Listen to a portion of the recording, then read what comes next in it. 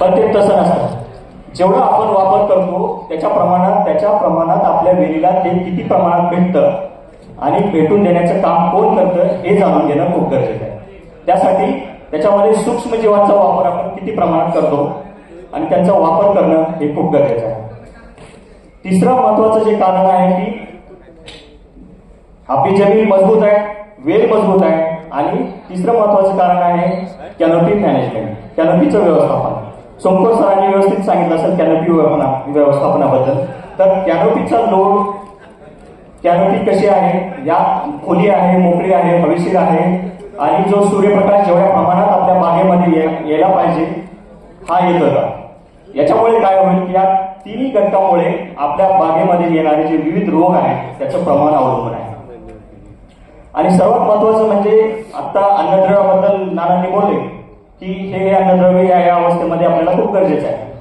पण या अन्नद्रव्यामध्ये नत्र आहे किंवा पालाश आहे किंवा पोटॅश आहे. तर या नत्र आणि पोटॅशचा बॅलन्स आपल्याला बिघडू नाही द्यायचा.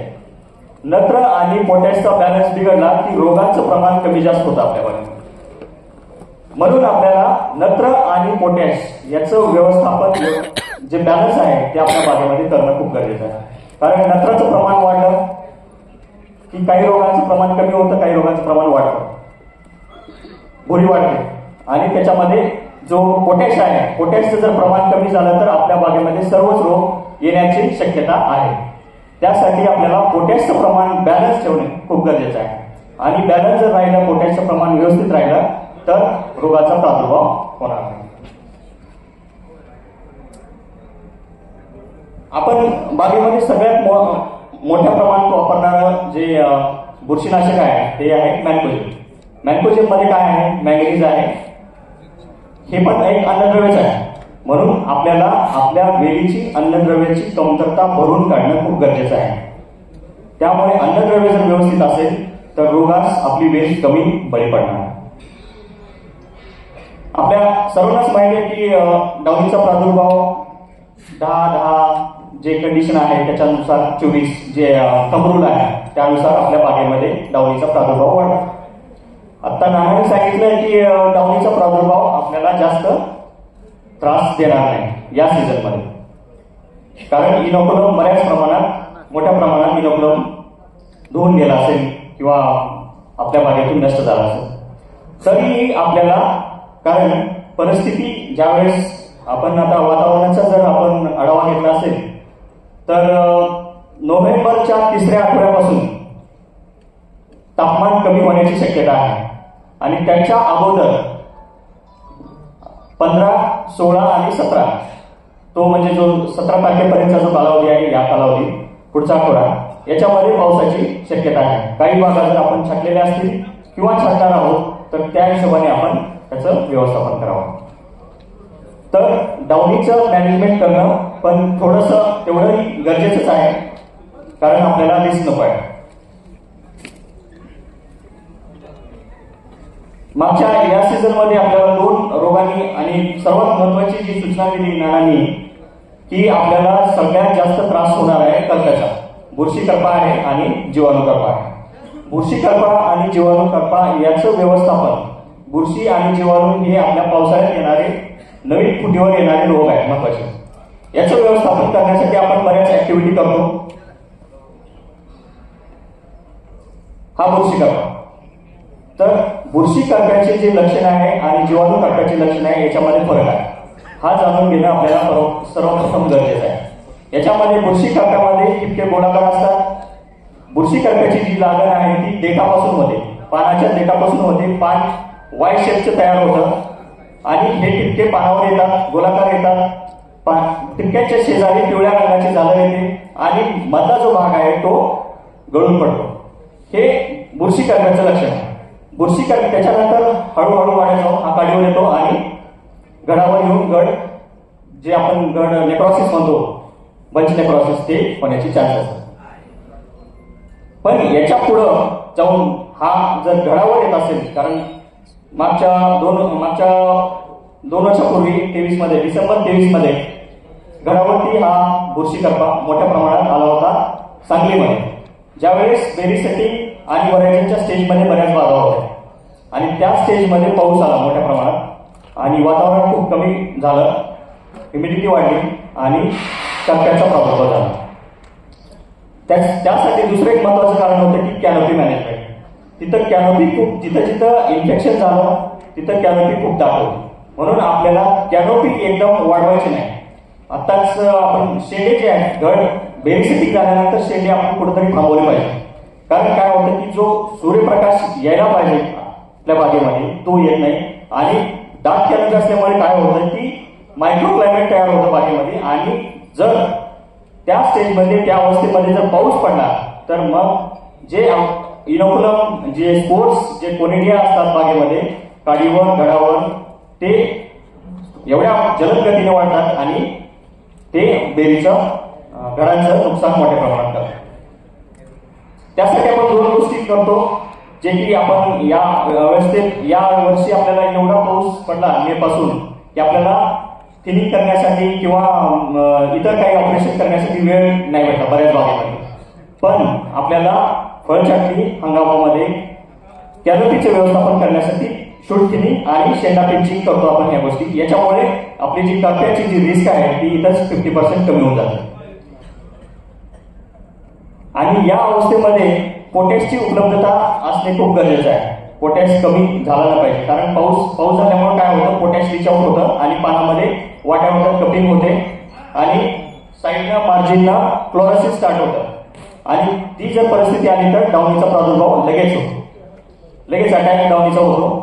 त्यामुळे आपल्याला पोटॅशची उपलब्धता मोठ्या प्रमाणात करून घेणं खूप गरजेचं आहे. तर ही जी परिस्थिती आहे एप्रिल ते जून ते सप्टेंबर ही परिस्थिती आपल्या हातातून गेलेली आहे. कारण आता आपण बाग छाटणार आहोत. सगळ्यात महत्वाचं ज्या अवस्थेमध्ये ज्या बागेमध्ये वापसा कंडिशन होती आतापर्यंत तर तिथं आपण जैविकचा किती प्रमाणात वापर केलाय? शक्यतो 5 ते 10% असेल किंवा त्याच्यापेक्षाही कमी असेल वापर आपण जैविकचा केला असेल. जर या किंवा केलाच नाही आपण वापर. कारण ही जी परिस्थिती आहे खरड छाटणीची अवस्था, या खरड छाटणीच्या अवस्थेमध्ये आपण काय करणार आहोत? काळी मॅच्युअर करणार. घड चांगले प्रोडक्टिव्ह चांगल्या क्वालिटीचे घड येण्यासाठी आपण काळी मॅच्युअर करणार आहोत. पण आपण काळी मॅच्युअर करण्यासाठी वापरण्यात येणारी सर्व अन्नद्रव्य सर्व जैविक जे न्यूट्रिशन आहे त्याचा वापर केला का हे खूप महत्वाचं आहे. आणि याच्यावरतीच आपल्या बागेमध्ये पुढे लागणारी जी औषधं आहे डाउनीसाठी करप्यासाठी किंवा मररोग आहे नवीन ज्वलन उदाहरण तर याच्यासाठी याचा वापर करणं खूप गरजेचं आहे. तर या अवस्थेमध्ये आपल्याला जैविकचा वापर जास्तीत जास्त प्रमाणात करायचा आहे. एप्रिल छाटणी ते खरड छाटणीपर्यंत आपण जैविकचे कमीत कमी 15 दिवसांनी ड्रेंचमधून एक आणि फवारणी एक त्याच्यामध्ये ट्रायकोडर्मा असेल, बॅसिलस असेल, ट्रायकोडर्माच्या कोणतीही स्पेसिस असेल, ॲप्रोहार्जिनम असेल, विरिडी असेल, विरिडी असेल, ॲस्ट्रोलाइट्स असतील, कोणतीही स्पेसिस असेल ट्रायकोडर्माची याचा वापर करणं खूप गरजेचं आहे. कारण याचा वापर केल्यानंतर आपली वेल जे आहे ते आपल्याला स्ट्रॉंग होणार आहे. कारण आजच्या घडीला आपण आज बऱ्याच महाराष्ट्रभर जर आपण बघितलं तर पावसाळी परिस्थिती असल्यामुळे आपण पॅनिक स्प्रे खूप घेतले. जेवढे आपण खरड छाटणीला स्प्रे घेणार आहोत तेवढे स्प्रे आपण या हंगामामध्ये घेतलेले आहे. तर यामुळे काय झालं की वेल ही अशक्त झाली आहे. त्याच्यामुळे आपल्याला वेलीच्या आरोग्यावर भर देणं खूप गरजेचं आहे. जे करपा आहे बुरशी करपा आपल्या येणार राष्ट्रीय द्राक्ष संशोधन केंद्र मांजरी फार्म येथे त्या वेबसाईटवर अनेक 5 म्हणून डॉक्युमेंट आहे. जे एक्सपोर्ट द्राक्षवाल्या बागायतदार आहेत ते आपण अनेक 5 फॉलो करून त्याचा रेसिड्यू डिटेक्शन येऊ नये म्हणून आपण फॉलो करतो. तर माझं असं म्हणणं आहे की सर्व द्राक्ष बागायतदारांनी अनेक 5 फॉलो करावं. अनेक 5 फॉलो करत असताना याची एक प्रिंट घेऊन आपण जसं घरी कॅलेंडर लावतो ना तसं जर हे अनेक 5 जर लावलं तर आपल्याला सगळे जे औषधं आहेत करण्यासाठी ते माहीत होऊन जातील. त्याच्यामध्ये हा जो टेबल आहे याच्यामध्ये अनेक 5ची औषधं आहेत. पण वापरत असताना एक काळजी आपल्याला घ्यायची आहे की आता आपल्याला करप्याची रिस्क तेवढी जास्त मोठ्या प्रमाणात राहणार नाही. कारण पाऊस जाणार आहे, पाऊस गेलेला आहे आणि जी रिस्क आहे ती आता आपल्याला दोन प्रमुख रोगांची आहे, ते म्हणजे डावणी आणि भुरी. कारण आपण फक्त कप्प्यासाठी जे प्रोटेक्टिव्ह किंवा सिस्टमिक स्प्रे जे घेणार आहे, जो ग्रुपचे असतील किंवा इतर आपले स्प्रे असतील, हे आपल्याला प्रिव्हेंटिव्ह म्हणून घेणार आहोत. ठीक आहे. तर हे वापरत असताना याच्यामध्ये आपण असं सिलेक्शन केलं पाहिजे की एक औषध घेतल्यामुळे दोन रोगाचं व्यवस्थापन झालं का. समजा अझोसिस्टामिन प्लस मॅन्कोजेब आहे, ते डावणी प्लस बुरशी काटकाचं नियंत्रण करते. दुसरं कॉपर सल्फेट प्लस मॅन्कोजेब आहे, हे डावणी प्लस बुरशी काटकाचं नियंत्रण करते. कासुगामायसिन प्लस कॉपर ऑक्सिक्लोराइड जे आहे, हे बुरशी करपा आणि जीवाणू करपा या दोन्हीचं नियंत्रण करते. म्हणजे आपल्याला आपली जी चॉईस आहे ती करणं खूप गरजेचं आहे. त्याच्यामध्ये हे जे आहे ते वेगवेगळे कॉलम आहेत. आणि जर 5 मध्ये आंतरप्रवाही आहे, कॉन्टॅक्ट आहे, त्याचा डोस आहे. दुसऱ्या कॉलम मध्ये त्याचा डोस आहे. तिसऱ्या कॉलम मध्ये आणि जो लास्ट कॉलम मध्ये त्याच्यामध्ये आहे तो पीएच आहे, प्री हार्वेस्ट इंटरव्हल. म्हणजे आपण काढणी करण्याच्या किती दिवस अगोदर हे औषध आपण आपल्या बागेमध्ये वापरू शकतो, त्या संदर्भात ही माहिती आहे. याच्यावरून आपल्याला अंदाज येतो की हे औषध आपण कधी वापरायचं.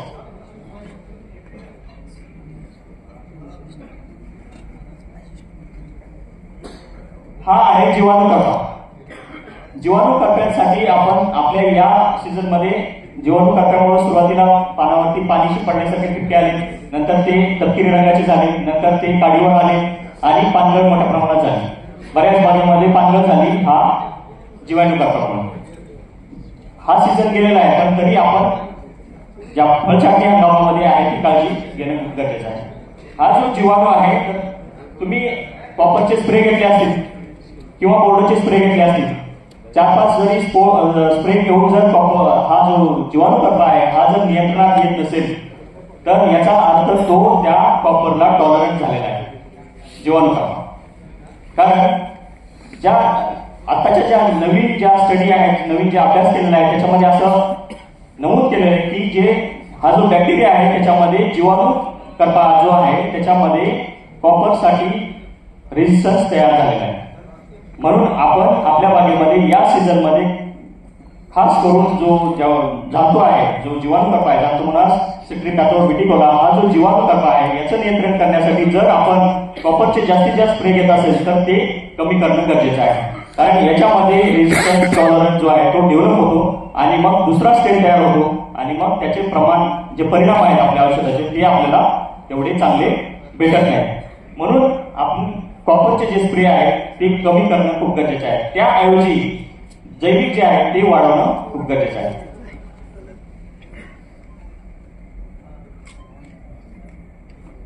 फळ छाटणीपूर्वी 1 आठवडा किंवा आपल्याला टाइम असेल, जे इतर स्प्रे करणार आहेत आपण आणि आता आपल्याला टाइम आहे अजून, तर त्यावेळेस आपण जर जैविकचा वापर केला, ट्रायकोडर्मा असेल किंवा बॅसिलस असेल, याची फवारणी करून पूर्ण खोड, ओरांडे आणि पानं चांगल्या प्रकारे जर चांगलं व्यवस्थित धुवून घेतलं, तर जे आपल्या बागेमध्ये आज कसं आहे की डावणी, बुरी, करपा याचं सर्व इनॉक्युलम आपल्या बागेमध्ये आहे. कारण पाऊस पडून इव्हन तांबेरा पण आहे, रस. तर याचं प्रमाण धुवून काढणं खूप गरजेचं आहे. त्यानंतर मग ज्यावेळेस आपण इतरण करू आणि त्यावेळेस छाटणी घेऊ, तर या अवस्थेमध्ये हे धुवून घेणं जैविकने, जर 1 आठवडा टाइम आहे इतरांच्या अगोदर आपण जर ही प्रॅक्टिस केली तर आपल्याला डावणी आणि बुरी जास्त त्रास देणार नाही. अशी परिस्थिती आपल्याला ठेवायची नाही बागेमध्ये. कारण जे झाडं आहेत, पानं आहेत, हे जमिनीला स्पर्श नाही झाले पाहिजे. कारण जे झाडं आहेत त्यामध्ये एकदम मोकळी, सुटसुटीत अशा प्रकारे असावी, जेणेकरून जे नवीन इन्फेक्शन येणार आहे बागेमध्ये ते येऊ नये. जे छाटणी झालेला जो काडी कचरा आहे त्याच्यामध्ये बऱ्याच प्रमाणात, मोठ्या प्रमाणात इनॉक्युलम असतात. तर ते आपल्याला याचं जे विल्हेवाट लावणं खूप गरजेचं आहे. ज्यावेळेस आपण ढगाळ, आणि हे शक्यतो ढगाळ वातावरणात छाटणी करणं टाळावं. आपल्याला जर वातावरण क्लिअर असेल, ऊन चांगलं पडलेलं असेल तरच आपण छाटणी केली तर त्याचा परिणाम आपल्याला चांगला भेटेल. ज्या आजच्या परिस्थिती, पावसाळी परिस्थितीमुळं अर्ली स्प्राउट्स किंवा ज्या आपल्या बाग कमी जास्त प्रमाणात फुटण्याची शक्यता आहे, तर यावेळेस डावणीचं इन्फेक्शन वाढू शकतं. कारण ज्यावेळेस जे सुरुवातीच्या ज्या फुटी येतात त्यावेळेस त्या ठिकाणी डावणीचं इन्फेक्शन होऊ शकतं. म्हणून आपल्याला या अवस्थेमध्ये डावणीची काळजी घेणं खूप गरजेचं आहे. कारण आता आपण ज्या फुटी येणार आहेत त्याच कॅरी आउट करणार आहोत. कारण आता जास्त प्रमाणात बऱ्याच बागेमध्ये पाणी जास्त साचल्यामुळं काय होतं की फुटीचं प्रमाण पण कमी होणार आहे, घड पण कमी निघणार आहे. म्हणून आपल्याला जे फुटलेले घड आहेत ते पुढं आपण कॅरी करणार आहोत. म्हणून त्यासाठी आपल्याला या अवस्थेमध्ये डावणीचं नियंत्रण करणं खूप गरजेचं आहे. तळातील पाणी काढल्यामुळे काय होईल की कॅनोपी मोकळी राहील, व्यवस्थित राहील. छाटणी जे मिक्सर आहे, जे पेस्ट आहे, त्याच्यामध्ये जर आपण कॉन्टॅक्ट जे केमिकल आहे, मेट्रियम असेल, प्रोपिनियम असेल, मॅन्कोजेब असेल, याचं जर प्रमाण मिक्स केलं तर काडीवरती असणारा जो इनोक्युलम आहे, जे स्पोर्स आहे, तर ते मरतील आणि आपल्याला जास्त पुढं इन केस पुंगावस्थेमध्ये जास्त प्रॉब्लेम येणार नाही. छाटणी झाली. छाटणीचे 1 ते 2 दिवसानंतर आपण जर गंधक असेल आणि मॅन्कोजेब असेल याचं जर प्रमाण 2 ग्रॅम किंवा 2 ग्रॅम प्रमाणात जर आपण घेतलं, 2 ग्रॅम प्रति लिटर पाणी, आणि ते पूर्ण खोडांडे खोड व्यवस्थित जर वॉशआउट करून घेतलं. कारण हे जे आहे गंधक आणि मॅन्कोजेब हे सॅनिटायझरचं काम होतं. कारण जो इनोक्युलम आपल्या खोडावर आहे, वेलीवर आहे, तो पूर्ण धुवून काढण्याचं काम हे मॅन्कोजेब आणि सल्फर करतात. ही महत्वाची अवस्था जी पोंगा अवस्था आहे. या पोंगा अवस्थेमध्ये जर वातावरण चांगलं असेल, क्लिअर असेल तर कोणतीही रिस्क नाही. पण जर वातावरण खराब असेल, ढगाळ वातावरण असेल, पावसाची परिस्थिती असेल, एकतर पाऊस येऊन गेल्यानंतर आपण याच्यामध्ये दुर्घटना करू शकतो. जे कॉन्टॅक्ट औषध आहे, मेटेरियम आहे, प्रोपिनियम आहे, मॅन्कोजेब आहे, याची जर आपण 5 किलो पर एकर या प्रमाणात जर दुर्घटना केली तर याचा प्रमाण आपल्याला चांगलं भेटेल. कारण काय होईल की या अवस्थेमध्ये कोणतंच औषध काम नाही करणार. कारण पोंगा फुटलेला नाही, त्याची ऍब्सॉर्प्शन शक्ती नाही, पाणी नाही, तर मग आपण इथं कोणती फवारणी करणं चुकीचं आहे. आणि फवारणी केल्यामुळे त्याचा आपल्याला ते व्यर्थच आहे. आपली मेहनत, आपले पैसे हे व्यर्थ आहे. म्हणून आपल्याला या अवस्थेमध्ये दुर्घटना करणं खूप गरजेचं आहे. कारण दुर्घटना केल्यानंतर काय होईल की ती डस्टची एक लेअर तयार होईल आणि जर त्या पानावर किंवा पोंग्यावर दव असेल, पाणी असेल, तर त्याचं रूपांतर औषधामध्ये होईल आणि आपल्याला स्पोर जे असतील डावणीचे ते व्यवस्थित सप्रेस होतील आणि किलो होतील.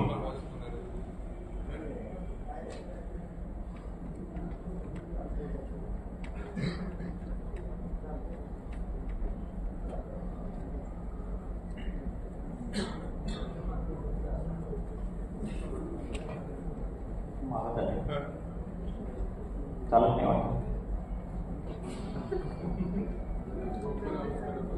आपण जे आपल्या बागेमध्ये औषधं वापरतो त्या 3 प्रकारचे औषधं आहेत. त्याच्यामध्ये हाय रिस्क औषध आहे, मध्यम रिस्क आणि कमी रिस्कचे औषध आहे. हाय रिस्क औषधामध्ये QI ग्रुपचे फंजिसाइड आहे. त्याच्यामध्ये फेनामिडोन आहे, फॅमोक्झाडोन आहे, अझॉक्सिस्ट्रॉबिन आहे, पायरेट्रोस्ट्रॉबिन आहे, क्रिसॉक्सिमिथाइल आहे. हाय रिस्क फंजिसाइड हे आपण कधी वापरतो? ज्यावेळेस आपल्या बागेमध्ये डिसीज प्रेशर हे खूप कमी असतं. ज्यावेळेस आपण फक्त प्रिव्हेंटिव्ह स्प्रे किंवा जे घेतो ते हाय रिस्क केमिकलचे घेतो. ज्यावेळेस इनोक्युलम प्रेशर कमी आहे, खूप कमी रोगाचं प्रमाण आहे, त्यावेळेस जे PA फंजिसाइड्स आहेत हे हाय रिस्क फंजिसाइड्स मध्ये येतात. पण त्याचा जो रेजिस्टन्स आहे डावणीसाठी तो नाही डेव्हलप केलेला आहे. म्हणून आपण आपल्या बागेमध्ये मेटॅलेक्सिल आणि मेटॅलेक्सिल हे कॉम्बिनेशन आपण वापरू शकतो.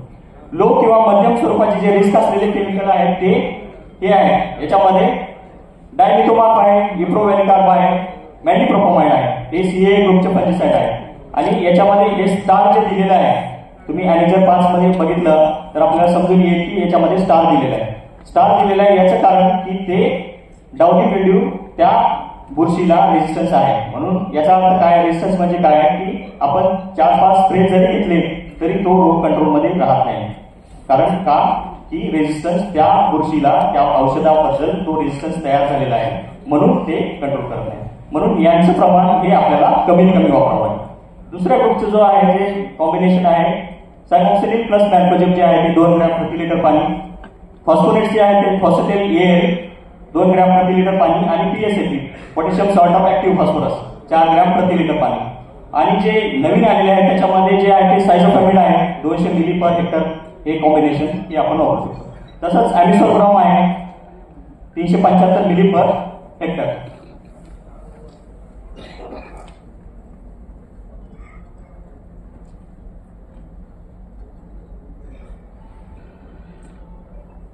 हे ॲनेक्झर 5 डॉक्युमेंट आहे. आपल्याला कोणतीही फवारणी करण्यासाठी ॲनेक्झर 5 डॉक्युमेंट जे बॉक्स केलेले आहे, हे बॉक्स केलेली जी औषधं आहेत ना, हे याच्यासाठी कोणताही रेजिस्टन्स रिपोर्टेड नाही. जसं की डाउनी आहे, भुरी आहे, यांचं काय होतं की रेजिस्टन्स जी भुरी आहे ती त्या औषधासाठी रेजिस्टन्स होत नाही.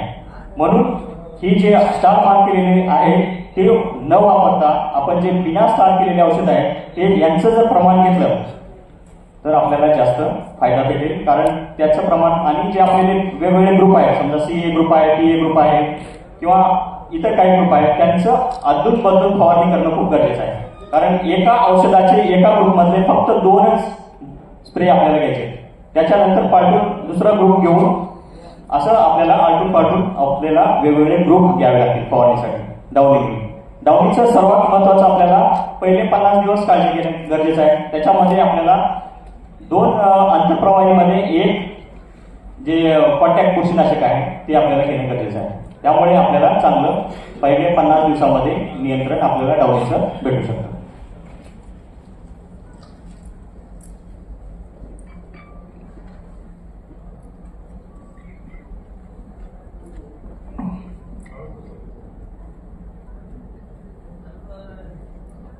फुलोरा अवस्था, ज्या फुलोऱ्या अवस्थेमध्ये आपल्याला जर या अवस्थेमध्ये जर परिस्थिती ढगाळ असेल, पाऊस पडण्याची शक्यता असेल किंवा पाऊस पडला असेल तर आपल्याला डायथायकॉर्नमेंट जे असतील बुरशीनाशक याचा वापर करणं खूप गरजेचं आहे. किंवा सायमॉक्सिलिन प्लस मॅन्कोजेब 2 ग्रॅम प्रति लिटर पाणी याप्रमाणे फवारणी करावी. या अवस्थेमध्ये प्री ब्लूम असेल किंवा फुलोरा अवस्था असेल याच्यामध्ये आपण GA ची फवारणी करतो, बरोबर.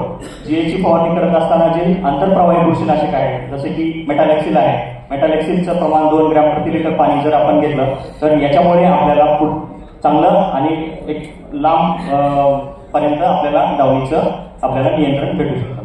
जर पुढं आपल्याला करप्याची रिस्क कमी करायची असेल तर या अवस्थेमध्ये हेक्साकोनाझोल असेल, एपोकोनाझोल असेल किंवा अजन्सिस्टॉबिन असेल याचं आपल्याला 1 ते 2 स्प्रे घेणं खूप गरजेचं आहे. कारण ही अवस्था, या अवस्थेमध्ये जर आपण हे स्प्रे घेतले तर हे प्रिव्हेंटिव्ह काम करतील, बुरीसाठी पण चांगलं काम करतील आणि इन केस पाऊस झाला किंवा ढगाळ वातावरण असेल, पावसाची परिस्थिती असेल तर तिथं करप्याची रिस्क ही आपल्याला कमी होणार.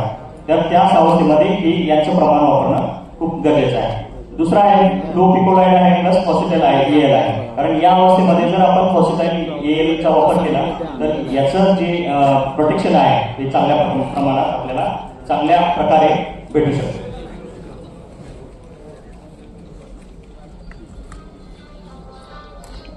पावसाळी ज्यावेळेस गडामध्ये पाणी असतं आणि गडातून पाणी काढणं खूप गरजेचं असतं. कारण गडामध्ये जर पाणी असताना आपण कोणताही स्प्रे घेऊ शकत नाही, कारण ते वेस्ट आहे. त्यासाठी आपल्याला गडातून पाणी काढून टाकणं हे खूप गरजेचं आहे. बऱ्याच वेळेस आपण झटका देऊन पाणी कमी करतो, पाण्याचा लोड कमी करतो. त्यावेळेस आपण जे मार्केटमध्ये येतात कॉम्बिनेशन्स जे गडाचं मधून पाणी काढून टाकण्याचं बाष्पीभवन तेज करण्याचं काम करतात आणि जे वेटसीट वगैरे जे आहे तर हे यांचा वापर करणं खूप गरजेचं आहे. कारण याच्यामुळे काय होईल की जे बायोफिकेसी आहे आपल्या केमिकलची आणि त्या व्यतिरिक्त म्हणजे जे बाष्पीभवनाचं काम करणारे आहेत केमिकल, त्या व्यतिरिक्त जे आहे समजा सिलिकॉन बेस्ड ऍडज्युव्हंट आहे याचा वापर केला तर बायोफिकेसी आपल्या कोणत्याही औषधाची ही चांगली भेटते आणि त्याच्यामुळे त्यांचं नियंत्रण करण्यासाठी चांगला वापर होतो. आणि याच अवस्थेमध्ये आपल्याला पोटॅशची मात्रा कमी होऊ द्यायची नाही. पोटॅशची मात्रा जर कमी झाली तर मग जर इन केस गळकूट जे आहे आताच आपण ऐकलं गळकूटचं प्रमाण वाढू शकतं. म्हणून या अवस्थेमध्ये पोटॅशचं ऍप्लिकेशन कंटिन्यू चालू ठेवणं हे खूप गरजेचं आहे.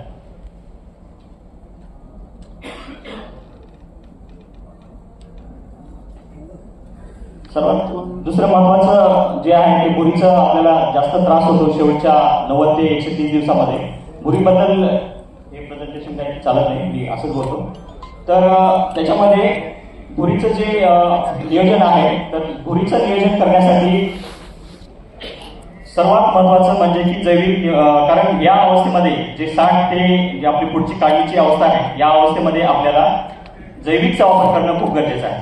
कारण या बेरी सेटिंग ते काढणीपर्यंत जी अवस्था आहे त्याच्यामध्ये दर 15 दिवसांनी ट्रायकोडर्मा, बॅसिलस, अँफिलोमायसिस या 3 बुरशीचा किंवा जैविक रोग नियंत्रण एजंटचा जर वापर केला आपण दर 15 दिवसांनी तर आपल्याला बुरशीचं नियंत्रण करण्यासाठी चांगला फायदा होईल.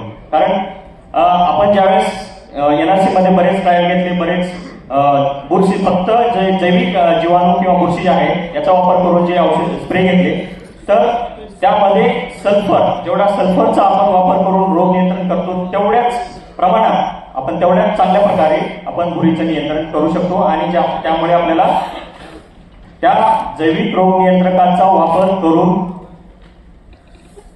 रोग तर नियंत्रण होतच, पण त्याच्यामध्ये बॅसिलसमुळे काय होतं की आपले जे रेसिड्यू आहे जे आपण एक्सपोर्टसाठी बागा आहेत त्यांच्यासाठी आपलं ते रेसिड्यू कमी करण्याचं काम हे बॅसिलस आणि ट्रायकोडर्मा हे मोठ्या प्रमाणात करतात. म्हणून आणि त्याची जी क्रंचिंग आणि क्वालिटी जी आहे ती सुधारते. म्हणून आपल्याला जैविकचा वापर करणं या अवस्थेमध्ये खूप गरजेचं आहे. त्यासाठी आपल्या अनेक 5 मध्ये बुरशीसाठी बरेच ग्रुपचे केमिकल आहेत. त्याच्यामध्ये प्रामुख्याने आपण सगळ्यात जास्त वापरतो ते झोल ग्रुपचे केमिकल आहे. झोल ग्रुपच्या केमिकलमध्ये अझोक्सिस्ट्रॉबिन, हेक्साकोनाझोल आहे, टेबिकोनाझोल आहे, प्लस याच्या ऍडिशन मध्ये अझोक्सिस्ट्रॉबिन आहे. अझोक्सिस्ट्रॉबिन हे कमी पीएच असलेलं आणि आपण जवळपास 7 ते 8 दिवसाचं पीएच आहे ते आपण त्या अवस्थेमध्ये वापरू शकतो. तर हे जर केलं तर आपल्याला डाउनी आणि बुरीचं आपल्याला व्यवस्थित मॅनेजमेंट होईल. आणि याच्या व्यतिरिक्त आपल्या बागेमध्ये आजकाल मर रोगाचं प्रमाण खूप वाढलंय. कारण आज यावर्षी पाऊस मोठ्या प्रमाणात पडलाय, त्यामुळे बागेमध्ये बऱ्याच ठिकाणी पाणी जाऊन थांबून राहिलेलं आहे. पाणी थांबून राहिल्यामुळे काय झालं की बागेमध्ये मर रोगाचं प्रमाण वाढलेलं आहे. कारण मर रोगाचं प्रमाण हे 2 ते 3 कारणामुळे होतं. बागेमध्ये अतिरिक्त ताण म्हणजे पाणी जास्त वेळ थांबून राहिलेलं आहे किंवा बागेमध्ये पाण्याचं प्रमाण खूप कमी झालेलं आहे. तर अतिरिक्त ताण हे एक महत्वाचं कारण आहे. त्याच्यामुळे वीडचं प्रमाण वाढतंय. वीडचं प्रमाण आपल्याला जर नियंत्रणात आणायचं असेल किंवा त्याच्यामध्ये आपल्याला मी फोटो दाखवतो की काही चालू झालं का. नेक्स्ट एकदम शेवटी घ्या.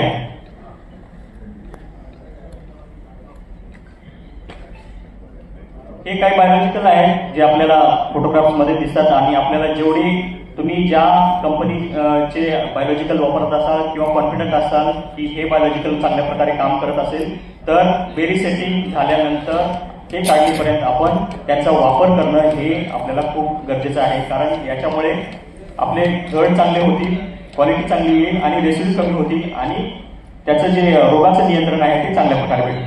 पुढं हे जे बायोलॉजिकल वापरत असताना आपल्याला 3 गोष्टी महत्वाच्या आहेत. त्याचा स्पोर काउंट आहे का, ते आपण घेतलेलं औषध जिवंत आहे का, आणि ते आपण कोणत्या कंडिशन मध्ये वापरतो, टेम्परेचर किती आहे कमी. आणि सगळे जे बायोलॉजिकल असतात ते यांचं टेम्परेचर जे आपण वापरतो त्यावेळेस टेम्परेचर कमीत कमी 35 डिग्री पेक्षा कमी असावं. अशा कंडिशन मध्ये हे चांगले काम करतात. आणि ज्यावेळेस आजची परिस्थिती अशी आहे की नोव्हेंबरच्या 3ऱ्या आठवड्यापासून टेम्परेचर जे कमीत कमी टेम्परेचर आहे ते 10 डिग्री सेल्सिअसच्या खाली येण्याची शक्यता आहे असं हवामान अंदाज आपल्याला सांगतो. तर अशा परिस्थितीमध्ये आपल्याला जैविकचा वापर करणं खूप गरजेचं आहे. त्याच्यामुळे कायटोसान, त्याच्यामध्ये जे अँफिलोमायसिस डिस्कॅलिस असेल, कायटोसान असेल, त्यासोबत किंवा ट्रायकोडर्मा बॅसिलस असेल यांचा वापर करणं खूप गरजेचं आहे. नेक्स्ट हे याच्यामध्ये जे आजची परिस्थिती आहे काही नवीन बागेमध्ये ना मर रोगाचं प्रमाण खूप वाढतं. मर रोगाचं प्रमाण वाढतं आपल्याला. आणि हे जे आहे ते फ्युजारियम जी एक बुरशी आहे, फ्युजारियमच्या बुरशीमुळं हा मर रोग वाढतो. कारण आपल्याला बघितलं असेल आपण बागेमध्ये की सोलापूरमधून भरपूर सॅम्पल आले. सोलापूरमध्ये सगळ्यात जास्त सॅम्पल आले सोलापूर आणि सांगलीमध्ये. कारण जिथं जिथं पाणी थांबलेलं आहे, जिथं जिथं जास्त फुलाची जमीन आहे त्या अशा ठिकाणी या मर रोगाचं प्रमाण आहे. आपल्याला आपण बागेमध्ये कमीत कमी 1 ते 2 झाड असतील की त्याच्यामध्ये गडच येत नसतील किंवा त्याच्या मुळ्या इनॅक्टिव्ह असतील किंवा त्याला फुटतच नसेल ते झाड, तर हे आयडेंटिफाय करणं खूप गरजेचं आहे आपल्याला बागेमध्ये. आणि त्यांना आयडेंटिफाय करून त्यांना याचं व्यवस्थापन कसे करायचं आपल्याला, तर याचं व्यवस्थापन करत असताना आळवणी करायची आपल्याला जैविकची. पूर्ण आळे तयार करा. आळे तयार करून त्या आळ्यामध्ये कमीत कमी 4 ते 5 लिटर ट्रायकोडर्मा आणि बॅसिलसचं कॉम्बिनेशन आपल्याला त्याच्यामध्ये ट्रेंचिंग करायचं पूर्ण. आणि ते औषध जे आहे ते पूर्ण मुळापर्यंत गेलं पाहिजे. आणि ते मुळापर्यंत गेल्यानंतर काय होईल की ते बुरशी जी आहे ती मुळामधली ती मरून जाईल. आणि त्याच्यानंतर आपल्याला जर केमिकल, कारण या मरसाठी कोणतेही केमिकल अजून टेस्ट केलेलं नाही आपण आणि रिकमेंडेड नाही आहे, तर आपल्याला जे सिस्टमिक केमिकल आहे याचा जर वापर करायचा असेल तर कमीत कमी 15 दिवसाचा गॅप, ट्रायकोडर्मा बॅसिलसची आळवणी केल्यानंतर आपल्याला 15 दिवसांनी मग आपण ते जैविक जे केमिकल बुरशीनाशकाची ड्रेंचिंग आहे ते आपण करू शकतो. त्यामध्ये कॉपरची ड्रेंचिंग करणं टाळा, कारण कॉपरची टॉक्सिसिटी परत आपल्या वाईनला होऊ शकते, म्हणून कॉपरचा कमीत कमी वापर करायचा. नेक्स्ट मर रोगा व्यतिरिक्तच आपल्या बागेमध्ये आता बऱ्याच ठिकाणी काय होतं की जे ओलांडे आहेत ते वरून सुकत येतात एका साईडने आणि परत ते खाली जातात आणि परत ते पूर्ण झाड वाळून जातात, झाडं पाण्यावर पिवळी पडतात. हे जे आहे ना स्टाईल म्हणून सिम्पटम आहे. झाडाच्या पानावरती टायगर स्टाईल असे म्हणजे जे वाघाचे जे पट्ट्या असतात ना, अशा प्रकारच्या पट्ट्या पानावर दिसतात. मग याचं जे लक्षण आहे हे, तर हे ट्रंक डिसीजचं लक्षण आहे. म्हणजे जो मर तो आहे तो वेगळाच आहे, पण जो ट्रंक आहे. आणि जर आपण ओलांडे कट केले आणि ओलांडे कट केल्यानंतर जर आपण ते ओलांडे कट करून एवढ्या आकाराचे विधवर ओलांडा कट करा आणि त्याला 2 भाग करा. ऊस आपण जसं कट करतो ना मधून, तर अशा वेळेस त्यांची जी पूर्ण झायलम जे आहे, झायलम आणि फ्लोएम पूर्ण चॉक होते आणि जो फूड मटेरियल किंवा फूड सप्लाय आहे ना तो बंद होतो आणि मग त्याच्यामुळे हे झाड मरते. मग त्याच्यामध्ये आपल्याला तुम्ही जर ओलांडे कट केले तर त्याच्यामध्ये व्ही आकाराचं स्ट्रक्चर तयार होईल, पूर्ण काळपटपणा दिसेल व्ही आकाराचा. याचा अर्थ असा आहे की हा काही दुसरं तिसरं नसून हा ट्रंक डिसीज आहे. कुणी म्हणेल तुम्हाला की हे डाउनीनं झालं, कुणी म्हणेल भुरीनं झालं, तर हे डाउनी आणि भुरीचं काम नाही. हे जे जमिनीत असलेले सॉइल बॉर्न फंगस आहे ते त्याच्यामुळे होते. आणि आपल्याला बरेच सल्ले येतात की मग याच्यामुळे डाउनीमुळे झाले असेल की ज्याचा वापर करा, टॉनिक वापरा, याच्यामुळे होईल. पण याच्यासाठी सगळ्यात बेस्ट स्ट्रॅटेजी आहे ते बायोलॉजिकल. जे आम्ही बागा व्हिजिट केल्या ना, नाशिक असतील, सोलापूरच्या काही बागा असतील, अहिल्यानगरच्या काही बागामध्ये व्हिजिट केलं, तर तिथं आपण आळवणी करून त्यांना त्या बागा पूर्ण डॅमेज झाल्या होत्या, 50% डॅमेज झाल्या होत्या. तर त्या बागांना रिवाईव्ह करण्याचं काम हे बायोलॉजिकलने केलेलं. म्हणून आपल्याला बायोलॉजिकलचा वापर आजच्या परिस्थितीमध्ये करणं खूप गरजेचं आहे आणि कमीत कमी वापर केमिकलचा करणं. केमिकलचा एक जर स्प्रे घेतला आपण तर त्याला वेळ द्या, 3 दिवसाचा वेळ द्या. 3 दिवसाच्या नंतरच दुसरं केमिकल घ्या. जर आज एक केमिकल आहे, दुसऱ्या दिवशी केमिकल आहे, तिसऱ्या दिवशी केमिकल आहे, तर तुम्हाला कसं कळणार की कोणतं केमिकलने काम केलं. म्हणून आपल्याला गॅप देणं खूप गरजेचं आहे. वातावरण एकदम व्यवस्थित आहे, क्लिअर आहे आणि त्यावेळेस आपल्याला स्प्रे घेण्याची काहीच आवश्यकता नाही. ऑटोमेटेड वेदर सिस्टम असेल आपल्याकडे, ऍपमध्ये माहिती येते की आज किती पाऊस पडणार आहे, उद्या किती पाऊस पडणार आहे, परवा किती पाऊस पडणार आहे. आपल्याला 5 दिवसाचा अंदाज येतो. त्या अंदाजानुसारच आपण शेड्यूल करू ना स्प्रे, का दररोज आज आपला शेड्यूल फिक्स आहे, हे औषध मारायचंच आहे. तर हे शेड्यूल जे फिक्स आहे ना, ते शेड्यूल आपण आपल्या गरजेनुसार, वातावरणातील होणाऱ्या बदलानुसार वापरणं खूप गरजेचं आहे. कारण बरेच ठिकाणी मी बघतो की आजचा आमचा शेड्यूल आहे मॅन्कोजेब, कार्बेंडेजिम, अजोक्सिस्टॉपिन. हे याचं काय लॉजिक आहे, हे याचं फवारणीचं काय लॉजिक आहे? हे अननेसरी तुमचं खर्च वाढवण्याचं काम आहे. तर हे खर्च कमी करा. एक औषध दिले तर त्याला जर वातावरण नसेल वातावरण चांगलं नसेल तर मग ठीक आहे, पाऊस पडून जाऊ द्या, पूर्ण धुवून जाऊ द्या. पाऊस पडून गेल्यानंतर मग चांगलं एखादं कॉन्टॅक्ट आणि सिस्टमिक कॉम्बिनेशन मध्ये द्या. ते तुम्हाला काळजी देईल. आणि किंवा आपल्याला माहित झालं की 2 दिवसांनी पाऊस पडणार आहे, तर ते औषध आपण 3 दिवस अगोदर किंवा 1 दिवस अगोदर, उद्या पाऊस पडणार तर आज आपण स्प्रे घ्या आणि ते पाऊस गेल्यानंतर 2 दिवस पडू द्या, 3 दिवस पडू द्या, ते प्रोटेक्शन देणार आपल्याला. आणि ते पाऊस पडून गेल्यानंतर तेच औषध वापरा जे आपण पाऊस येण्याच्या अगोदर वापरतो. याच्यामुळे काय होईल, जे इनॉक्युलम राहिलेला असेल हडीवर, पोडावर, जिथून इनॉक्युलम अजून दूर नाही गेलेला तो राहिलेला असेल, तो सप्रेस करण्याचं काम ते औषध ज्यावेळेस आपण नंतर मारणार आहे हे काम करेल. नेक्स्ट,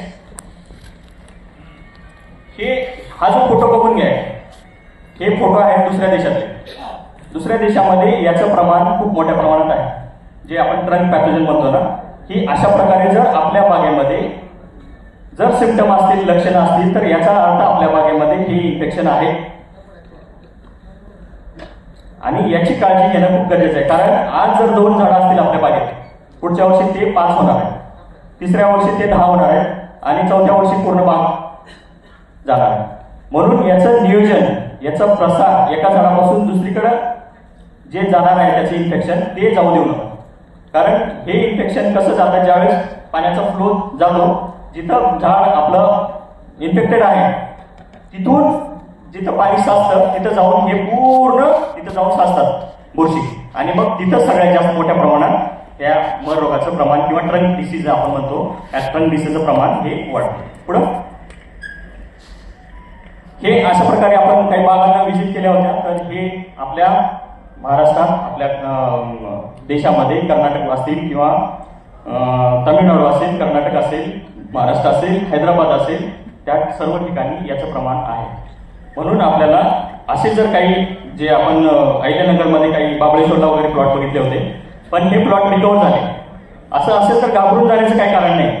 तुम्हाला बरेच जण सांगतील की आता आपल्याला बाग काही गरज नाही, तर त्यावेळेस आपल्याला जैविकची जर आळवणी व्यवस्थित केली, कारण या बागायतदारांनी काय केलं की दर 15 दिवसांनी बायोलॉजिकलची ड्रेंचिंग केली, आळवणी केली, जवळपास 4 ते 5 लिटर एका झाडाला जर त्यांनी औषध सोडलं तर हे रिकव्हर होतात. आणि यावर्षी त्यामध्ये चांगल्या प्रकारात गड निर्मिती झालेली आहे, चांगल्या प्रकारात फुटण्याची शक्यता आहे आणि चांगला माल घेऊन जाईल. मागच्या वर्षी ते व्यवस्थित रिकव्हर झालं, मागच्या वर्षी त्यांना उत्पादन घेण्यामध्ये काहीच अडचण नाही. पुढं तर यासाठी हे जे जैविक म्हणतो ना आपण, तर जैविक जे आहे ते आपण लॅबमध्ये काही जैविक टेस्ट केले, आपण आपल्याकडे असलेले NRC ग्रेप्समध्ये पण ट्रायकोडर्मा आणि बॅसिलस आहे. आपली जर रिक्वायरमेंट असेल तर तुम्ही आम्हाला कॉन्टॅक्ट करा, आम्ही तुम्हाला जेवढं पाहिजे म्हणेल तेवढं आपण पोचवू. जे बायोलॉजिकल आपण टेस्ट केले मागून जे बायोलॉजिकल टेस्ट केले, हे जे आहे ते हिरवं जे दिसतंय ना हे ट्रायकोडर्मा आहे, आणि जे पांढरं दिसतंय ते बुरशी आहे. तर ही हिरवी जी बुरशी आहे ती त्याला वाढूच देत नाही, पूर्ण एका ठिकाणी रेस्ट्रिक्ट करून ठेवते, पूर्ण ग्रोथ होऊ देत नाही. आणि जे दुसरं जे आहे त्या साईडला ते जे आहे ते बॅक्टेरिया आहे. बॅक्टेरिया लिक्विड फॉर्म्युलेशन, लिक्विड सारखं दिसतं आपल्याला. पानावरती जे सिम्पटम दिसतात ते पाणी शिंपडण्यासारखे दिसतात, पाण्यासारखे डाग दिसतात याचा अर्थ. आणि हे जे बॅक्टेरिया आहे हे या बुरशीला एकदम व्यवस्थित प्रकारे कंट्रोल करतात. म्हणून यांचं प्रमाण आपल्या ड्रेंचिंग मध्ये असणं किंवा 1-2 झाडं असतील तर याचं वेळीच नियोजन करणं खूप गरजेचं आहे. पुढं काही केमिकल्स आपण लॅबमध्ये टेस्ट केले होते. जर कारण हे मर रोगाचं प्रमाण वाढतंय, ट्रंक पॅथोजन वाढतात, तर हे काही केमिकल आहेत जे आपल्या हे सर्व जे केमिकल आहेत हे ॲनिजर 5 मध्ये आहेत आणि हे चांगल्या प्रकारे काम करतात लॅबमध्ये. पण अजून आपण फील्डवरती ट्रायल केलेलं नाही, पण यांचं प्रमाण आपण आपल्या बागेमध्ये वापरू शकतो. आणि जर रोग जास्त प्रमाणात असेल तर. पण एक काळजी घ्या की जे कॉपरचे जे फॉर्म्युलेशन आहे ते कॉपरचं ड्रेंचिंग करू नका. पुढं तर अशा प्रकारे आपण एकात्मिक पद्धतीनं सर्व ज्याच्यामध्ये डावणी असेल, बुरी असेल, मर रोग असेल किंवा जे ट्रंक डिसीज आहेत येणाऱ्या बागेमध्ये, आता ट्रंक डिसीज आपण इमर्जिंग म्हणू शकतो, यांचं प्रमाण आपण कन्फर्म केलेलं आहे. त्याच्यामध्ये फ्युजरियम आहे आणि जे ट्रंक आहे त्याच्यामध्ये इतर भरपूर अजून बुरशी आहेत. पण हे जे आपले औषधं आहेत label claim, CIBRC label claim आणि जर 5 मध्ये ते चांगल्या प्रकारे काम करतात. म्हणून आपण केमिकल सोबत जैविकचा वापर करणं हे खूप गरजेचं आहे.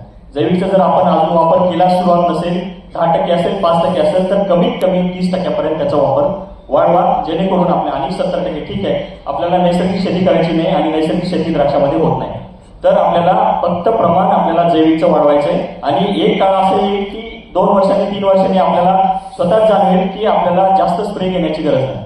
कारण वेळ एवढी, जर तुमचा आता नवीन प्लांट असेल, नवीन बाग असेल, तर आतापासूनच जर जैविकचा वापर केला आणि वेळ ड्रेनेज सिस्टम चांगली करा. ड्रेनेज सिस्टम म्हणजे पाणी थांबूच देऊ नका बागेमध्ये. पाणी जर थांबून ठेवलं तर मग वीडचं प्रमाण वाढणार किंवा इतर दुसरं ह्युमिडिटी वाढणार, परत दुसरे डाऊनी वगैरे यांचं तर प्रमाण वाढणार. पण ड्रेनेज सिस्टम चांगली करा, जेणेकरून किती पाऊस पडला तरी ते पाणी थांबलं नाही पाहिजे. आणि त्याच्यानंतर जे आपले हे मर वगैरे येणार आहे हे त्याचं प्रमाण कमी होणार. तर याचं नियोजन करणं आणि जे व्यवस्थित जे झाडं जे अफेक्ट झालेले आहेत त्यांना स्पेसिफिक त्यांची जी प्रुनिंग करतो आपण, ते प्रुनिंगसाठी कात्री पण वेगळी वापरा. कारण ज्यावेळेस आपण कात्रीनं कट करतो आणि ते झाडामध्ये इन्फेक्शन आहे तर तेच इन्फेक्शन पुढे जातं, ते वाढत जातं आणि आपण ओलांडे एका झाडामध्ये वाढत होते, नंतर लक्षात आलं की 4-5 झाडामध्ये ते ओलांडे सुकतात वरून. तर हे कात्री जे आहे ते त्या झाडांसाठी एक वेगळी कात्री किंवा आपल्याकडे स्पिरिट असतं किंवा इथेनॉल असतं, त्याच्यामध्ये सॅनिटायझर असतं, त्याच्यामध्ये किंवा जे गंधक आहे किंवा मॅनकोजेब असेल तर त्याच्यामध्ये वॉश करा. वॉश करा आणि परत तीच कात्री मग पूर्ण बागेला वापरा. तर हे पसरण्याची कारण असतात. आणि ज्यावेळेस आपण मुळ्यामध्ये काय होतं बऱ्याच वेळेस की आपण मुळ्यांना इंजुरी करतो. तर जर तिथं ते इनोकुलम असेल तर त्यावेळेस तिथं इन्फेक्शन होण्याचे चान्स असतात. म्हणून अशा परिस्थितीमध्ये आपल्याला बायोलॉजिकलचा वापर त्या ठिकाणी करणं गरजेचं आहे. याबद्दल आपण बोललो. तर तुमचे काही प्रश्न असतील तर मला विचारा आणि मी इथं थांबतो. सर्वांचे खूप खूप धन्यवाद.